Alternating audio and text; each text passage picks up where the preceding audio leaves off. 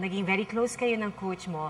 At tama ba yung mga balita na ikaw ay may balak na bumisita sa iyong coach sa Japan? Yes po, napag-usapan din namin po ni President Cynthia Carian na na magbigay ng pasasalamat, pumunta and kamayan po sila na salamat sa support ang binigay nila sa akin.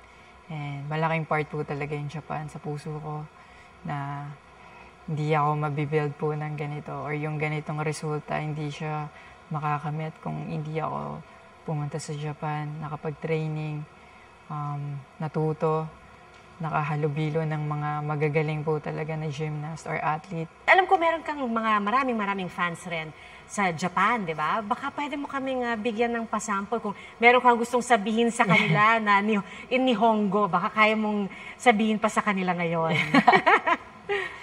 Owen, arigatou gozaimashita. Honto ni kokoro kara kansha shitemasu. Ano ibig sabihin nun? Maraming salamat po sa suporta and from the heart po.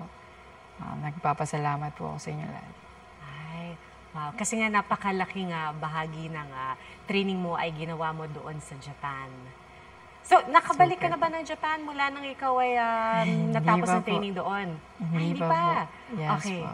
Okay, so eventually, ito na, yung pagbisita mo kay coach, yun na yung pagbalik mo doon sa Japan. Yes po, yes po.